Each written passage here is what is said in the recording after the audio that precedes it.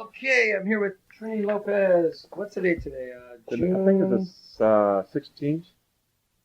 No, 14, 14, 15. Yeah, June 14th or so, 2000. Or so. We're here in my studio in Cathedral City, California. California, Califas. Califas. And incredible career. As I recall, one time I had lunch with you at Terraza years ago. And the two of us had lunch. Yes. And you told me your basic story. I think you grew up in like a housing project in Dallas. Okay. That was a little later, but at the beginning, it was just a real barrio in Dallas. Mexican and black barrio. Real poor. Yeah. And you had like, what, 12 brothers and sisters? We were 9, and my mother lost 3 at birth, so we were 6. With my father and mother, we were 8. Yeah. In one room house. One kitchen, one bed. And at what point did you realize you were going to be a musician? I think pretty young, because I was running around with those the gangs, in Dallas, and I was only like 9 years old. You mean like juvenile delinquent? All of that stuff, And we were getting in trouble and stuff, and so my father didn't like, when he came home from work, he didn't like me not being at home, so he told me to be home when he got home from work. On the 3rd time that I didn't do it, he took his belt off and gave me a real good whipping. But that changed my whole life, because from then on, to make up for hitting me, the next day he went into a pawn shop and bought a $10 guitar that he couldn't afford. And it was a black Gibson, I'll never forget. Many years later, we have a Trini Lopez Gibson guitar all over the world. Is that funny? You know, a signed signature model? Yeah, oh yeah. Now, is this a Gibson acoustic or electric? Oh, they're both electric. But the one that you... The one I had was an acoustic. Now, did he have an inkling you were interested in music, or he just got it? He just got it for me, and he says, I want to make up for hitting you. He says, I'm sorry that I did that. He says, but, you didn't listen to me. And so what I would like to do now is I would like to teach you the songs that I used to sing when I was your age. Too. My father was a singer, a musician, an actor, and a dancer. Isn't it amazing how often it's in the family? Yeah. You're going to find it somewhere. Like you and your dad. Yeah. And so that's what started me falling in love with music. And because of that, I gave up the guys. And they used to make fun of me because I said, I can't go play, because they were, come on, Trini, leave that guitar and come on, and let's go do this and do that and go do this and do that. And I said, no, thank you. I said, I gotta practice. So that's what changed my whole life. I enjoyed it from the very beginning. Once he sort of, I gotta tell you something that I think is very important, Mark. In life, especially with those Chicanos and Hispanics all over America, the parents don't seem to be interested in guiding their kids, from an early age. You got to do it when you're 8, 9, even younger. Is that how old you were? Yeah, 8 or 9. And so, that means that my father cared. That means that he loved me, and that means that he wanted me to do something constructive, see. And today, the generation in America especially, I notice all the time, because when I meet a lot of people, especially Latinos, and the kids say hello to me, and I talk to them in Spanish, and they don't know what the hell I'm talking about. So the parents don't even teach their kids how to speak their native tongue. That's terrible. Terrible. So were you singing right off the bat, or were you just playing anyway? So he taught me my chords and stuff, and he taught me my songs that he used to sing when he was a kid, and all that. And that's how I started.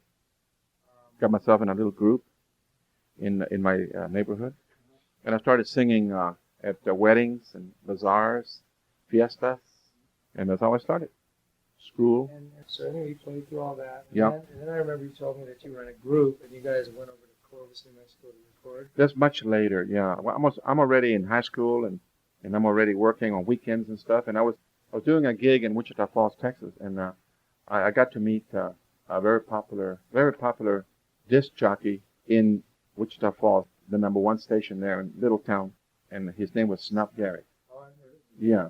He's known for Tommy Garrett and his 50 guitars. You hear him on the radio all the time. He's a very successful record producer. And he did a lot of his own albums, many albums, very successful in his business. But he started out as a disc jockey. And he was from Dallas, my hometown. But now he's in Wichita Falls working at a little station there. And I met him, and they saw my show, and he brought Buddy Holly over to meet me. Yeah. Well, he's the first person that ever tried to help me with my career before Sinatra. Oh, yeah. Mm-hmm. So Buddy Holly, huh? So what was he like, man? Very. Before he was famous, or was he already famous? No, he was already famous. He already had That'll Be the Day, Peggy Sue, Maybe Baby, all those songs. And he's already in the charts and riding high. And I was so impressed, so happy to meet him. And he said to me, have you ever recorded? And at that time I told him I had not. And he said, well, would you like to meet my record producer? I said, oh, who is that? He said, Norman Petty. Norman Petty. That's right. Norman Petty. And I said, oh my God. I said, when you come in and meeting, and maybe we can do something with record-wise. And I said, well, where do I have to go? He says, Clovis, New Mexico. I said, Clovis, New Mexico. And to me, that could have been in the moon because I never heard of it. I'd never been there. I was 18 years old, and I was. You never left Texas? I never left Texas, no. So I said, okay. I said, sure, And so we made plans and everything, and I took off with my 5 guys in my band. By this time, I've got a 5-piece band, and they were all Anglos, by the way. Had Buddy heard you? Buddy heard me, and he liked me, and he says, come meet my record producer. So I went to Clovis, and the only problem was I didn't know that they were going to be prejudiced against me. Norman Petty was prejudiced against me. Because you're next. Uh-huh. And my guys in my band, I was the manager. I used to book the band. I was the manager. I was the lead singer. My uniforms, my equipment, my car, my station wagon with my name all over it. Trini Lopez in his combo, And we get there, and we're staying in a little motel across from the studio. $2 a night we were paying for the room. And they woke me up the next day after I had met the Crickets and everybody. And they woke me up the next day. They all came to I used to sleep till 2 in the afternoon in those days. And they woke me up around 8 in the morning, and they were all around my bed and said, wake up. And I said, what's the matter?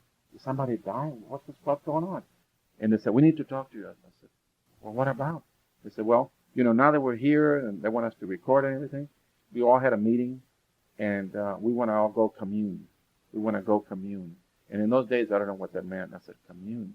I said, what does that mean? He says, well, it's all going to be community property. We're all going to share the singing. I said, singing? So you guys don't know how to sing. And they said, well, we're all going to sing. And we're all going to make the same amount of money. You're not going to be the leader anymore. We're all going to make even money. And I had been booking them for years. We were very successful in our own right, all over through Texas. And so they said, we're all going to sing and everything. Guess what happened? I stayed there 2 weeks. I never got to sing. Nobody sang. We just did instrumentals. Can you believe it? Went back to Texas. I should have left him in New Mexico, but I was too afraid to go back by myself. So I waited till we recorded. I used to fall asleep crying every night. They were there for about a good 10 days or so. So we recorded some songs, and I took them all back to Dallas, and I dropped them off in their homes like a taxi driver, And I said to the last guy that I dropped off, he was the nicest guy. His name was Earl. He was the bass player. I said, Earl, I won't be seeing you anymore, so good luck with what's going on with you guys.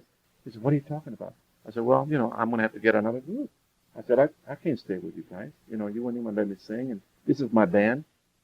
He said, Trini, you don't know what you're talking about. We've got a deal coming up with a record company. We all wanted to record. I said, yeah, but it's supposed to be my band, and I'm supposed to be the lead singer because you guys don't even sing. So I said, I'm going to get myself another band. So I did. I got myself another group and started all over again. Well, it's, when things are meant to be, Mark, destiny is so important. About 3 months later, Buddy Holly gets killed with Richie Valens and the Big Bopper. And I'm appearing, listen to this, ironic. I'm appearing with my new group at the Millionaires Club in Lubbock, Texas, Buddy's hometown. And I get a phone call from Snuff Garrett. And I was finishing a day after New Year's. And this is now 1960 because he died in 59. So I'm there in December, January of 60. And I get a phone call, and it's Snuff Garrett. He says, Trini, he says, guess what? He says, I'm calling you from L.A. Guess who wants you to come to Hollywood and start rehearsing and go on the road and be their lead singer? And I said, who? He said, the Crickets. I said, the Crickets? I said, you're putting me on, Snuff. He said, no, I'm not. No. He said, they want you to come out as soon as possible. When can you come out? I said, well, I'll finish here in a week. He said, well, we'll send you an airline ticket and you come out. I said, no, send me the cash and I'll drive to L.A. because I always want to come to California. And I said, if something doesn't work out, I can stay, So they sent me the money, and I drove by myself in my station wagon with $200 in my pocket. And I went to meet him, and I stayed there with him for about 3 weeks. They had a beautiful home overlooking Hollywood Hills, you know, one of those cliffhangers.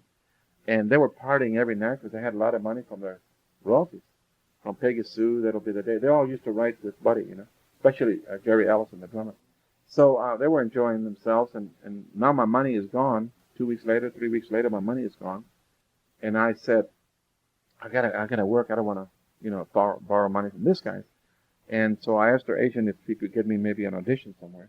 And he did. He got me an audition at a place called the Ye Little Club in Beverly Hills. And I was booked for 2 weeks, and the guy liked me right away. I didn't even finish the song. He said, okay, you're open tonight. I said, tonight? I said, I'm with a group. He said, no, I want you by yourself, but just you and your guitar. I said, it's open tonight, and if you like we like you, you stay 2 weeks. And if we don't, you're out. I said, but you can stay 2 weeks. You wanted to play with the crickets? You thought you were the crickets? Well, I thought that maybe I could, you know, do something, because they were not worrying about rehearsing, and they were all partying every night and drinking like crazy. And I said to the man, I said, I'm with a group. He says, no, I want you just by yourself.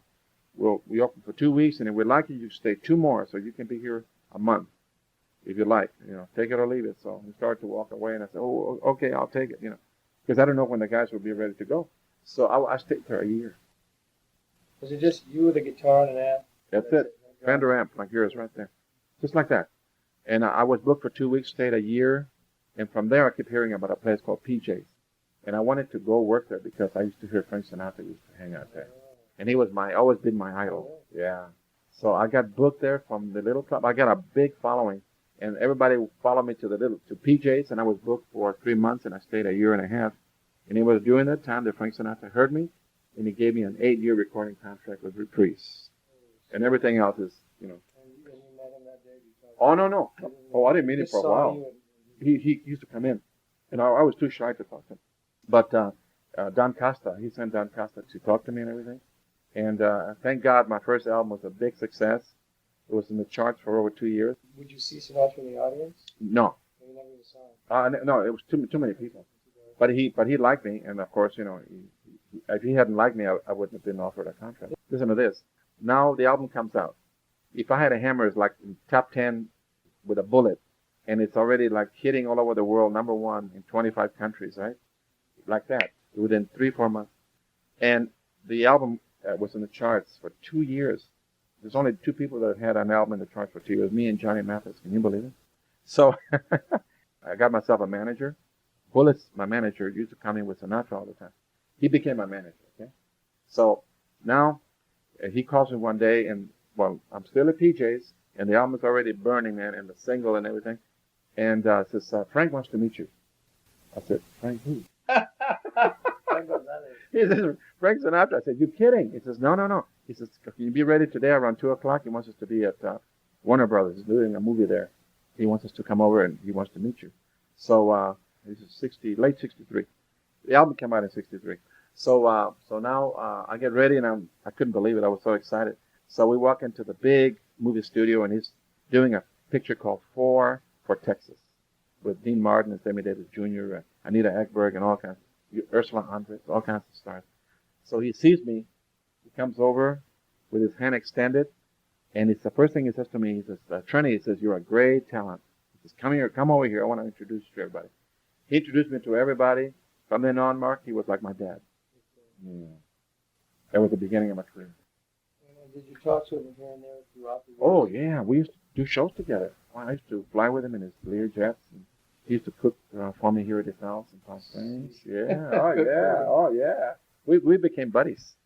I knew his mother. His mother used to cook for me. I knew all his family and everybody, you know, Nancy.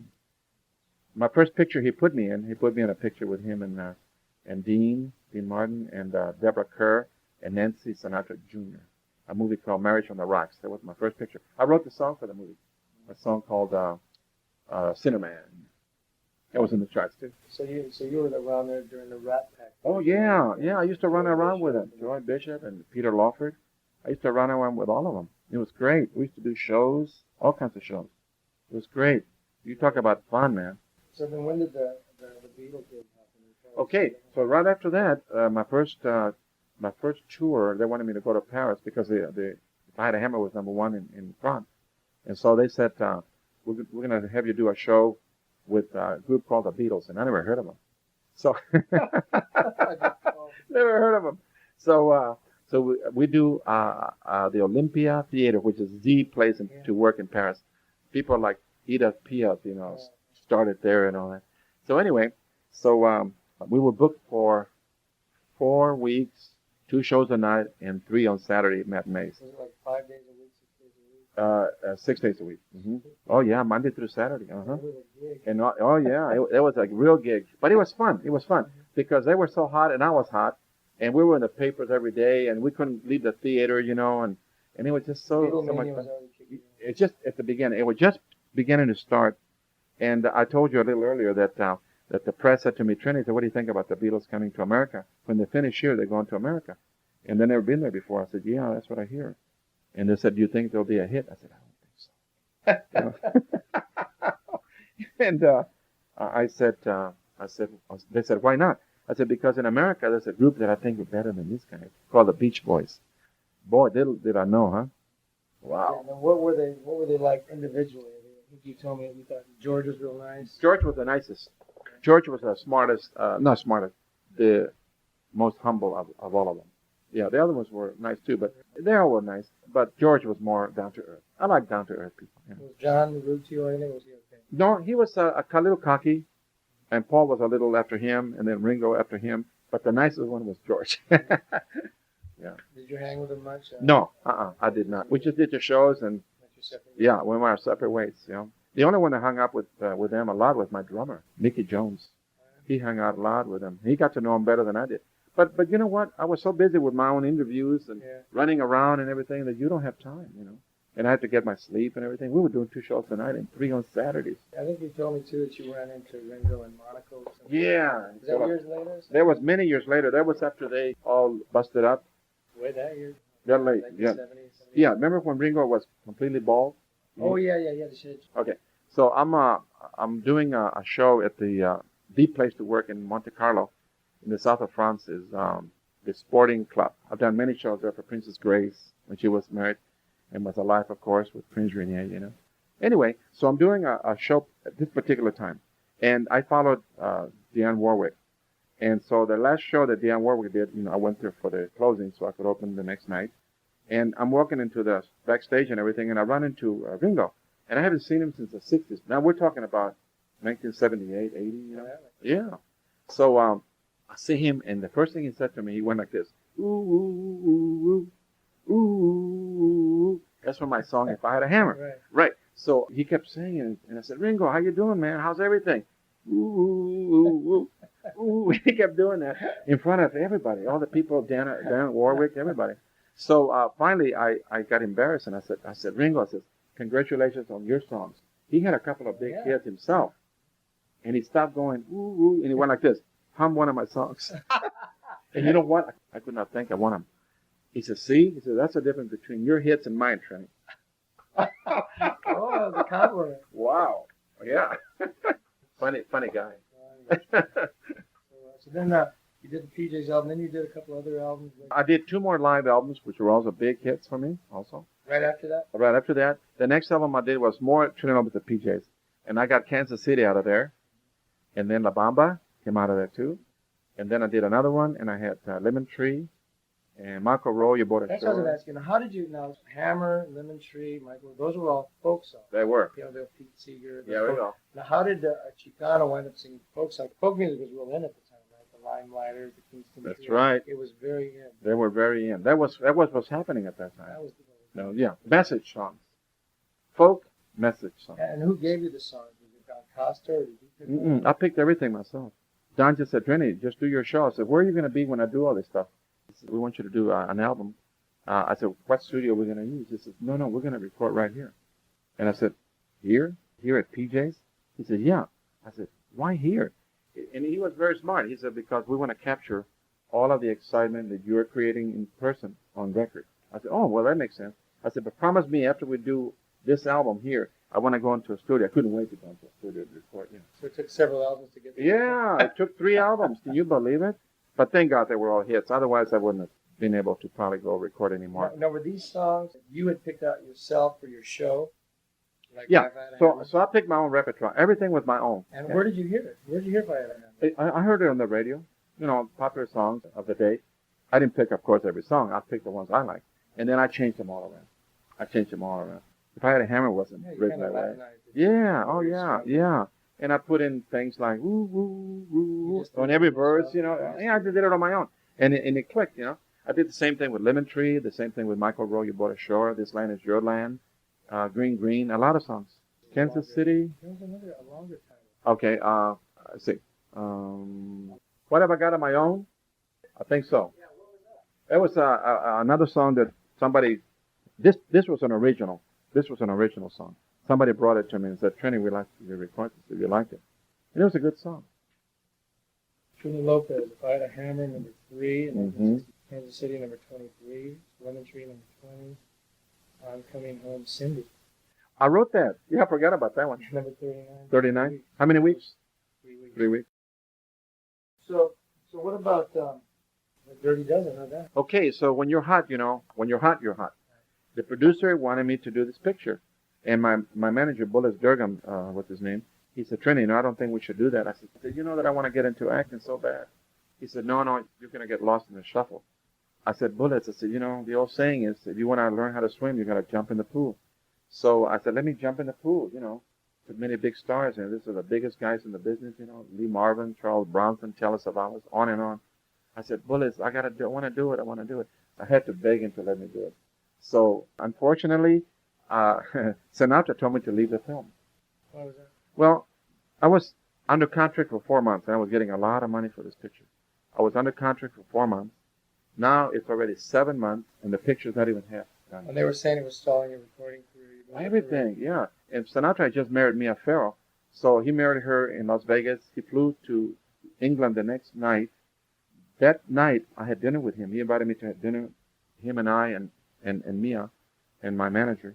And as I was leaving his flat in England, in London, he said, "I understand your movie is running really behind schedule." I said, "Yeah." I said, "How did you know?" He said, "I've been hearing about it." He said, "You know," he said, "the public is very fickle. They're going to forget about you if you don't go back and continue your touring and everything." So I said, "Okay." So I said, "I got to get my attorneys to get me out of the movie." So they did.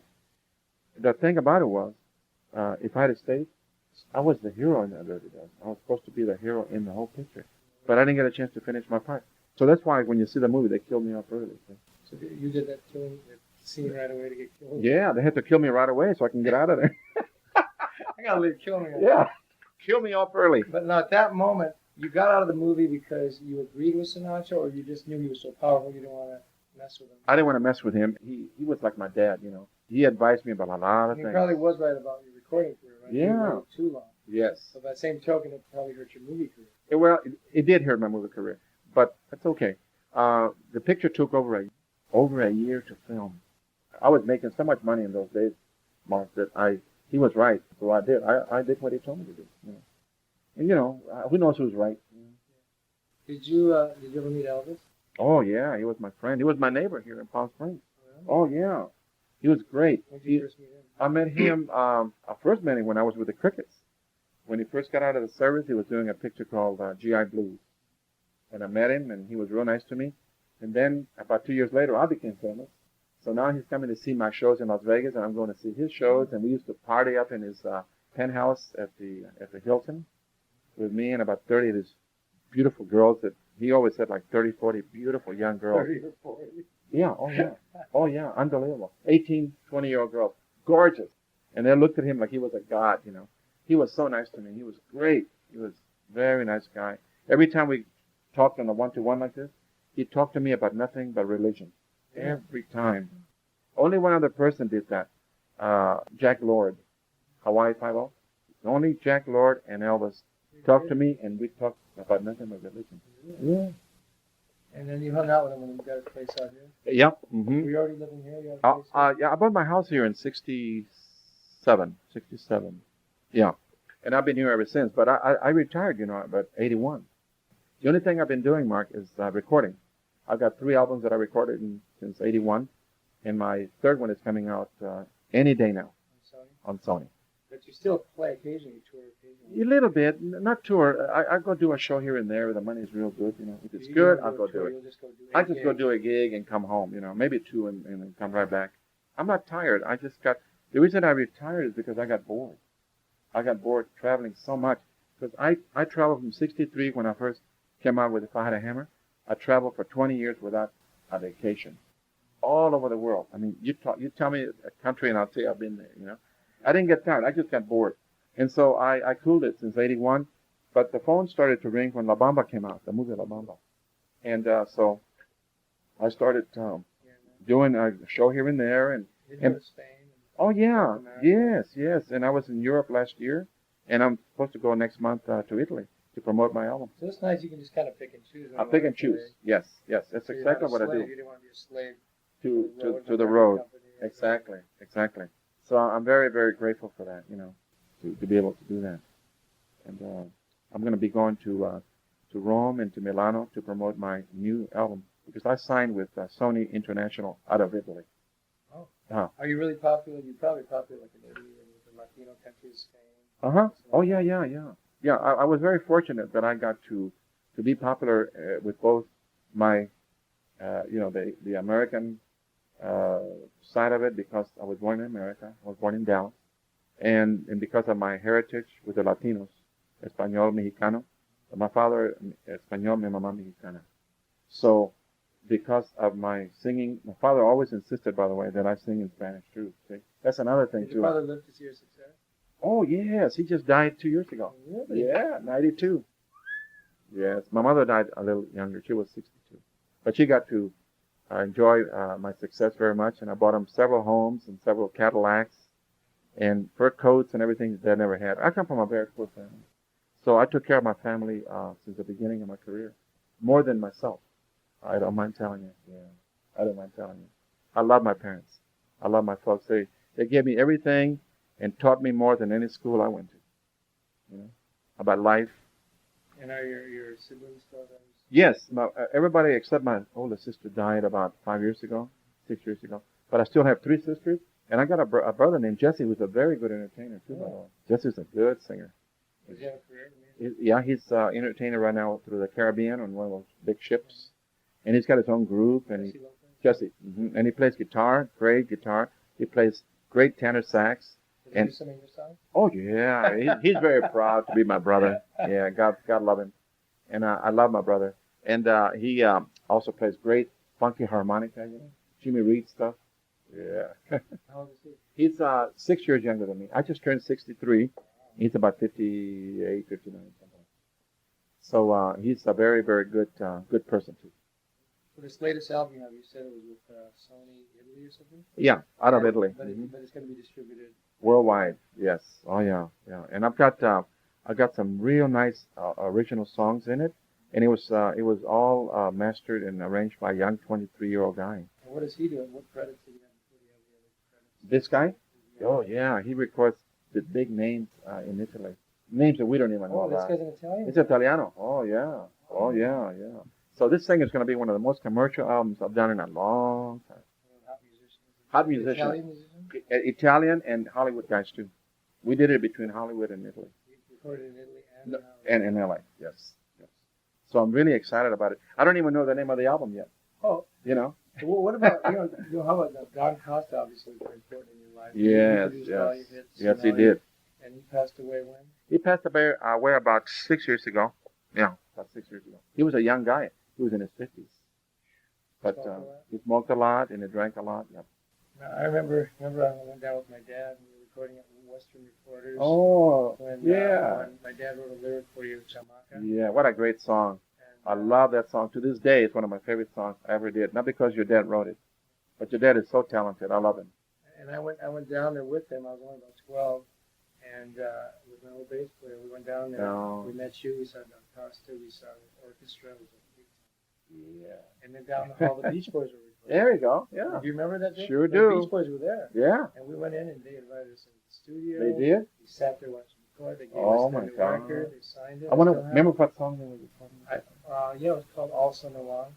And their new release was I Get Around. Oh, yeah. Oh, yeah. I still have it. See if I ever do you? Sweet.